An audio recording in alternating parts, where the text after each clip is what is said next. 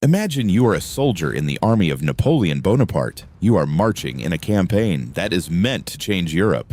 You join the army after the French Revolution. The old order has collapsed. Kings are overthrown, nobles lose their power, and the new France claims that all men are equal under the law. These ideas threaten the monarchies of Europe. That is why the war begins. European powers try to stop France. France responds by going on the offensive. You become part of an army that keeps growing. Some men are conscripted, some join voluntarily. Others come from conquered territories or allied states, forced to provide soldiers. The army is constantly replenished because the losses are enormous. But this army fights differently. You don't wait, you move. Napoleon's army marches faster than any other army of the time, sometimes 20, even 30 kilometers a day. You don't rely on long supply lines. You live off the land. This allows you to appear where the enemy doesn't expect you. And the army itself has changed. Officers are no longer just nobles. Many of them rise from the ranks. They know war because they have lived it. When battle begins, everything happens quickly. Infantry forms lines or columns. Artillery fires before you even see the enemy.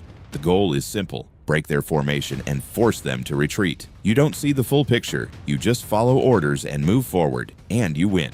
Italy, Austria, Prussia, the army grows. Napoleon's name spreads across Europe, but there is always a cost. Many don't die in battle. They die from disease, from exhaustion, from the endless marching. Then comes Russia. You notice the difference immediately. Cities are far apart. The roads stretch endlessly. Food becomes scarce. The Russian army retreats, destroying supplies behind them. You keep moving forward, but you find less and less. When you finally reach Moscow, the city is empty.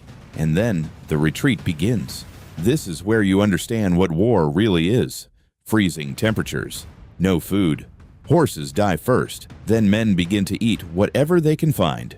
You walk back along the same roads, but now the army is falling apart. Men fall behind, freeze, disappear. By the time you return, it is no longer the same army. Napoleon's army became powerful because it moved faster, used new tactics, and gave opportunity to those who could fight. But for you, it was never about ideas or empire. It was a life of marching, fighting, and trying not to die before your time. And if you survived, that alone was your victory.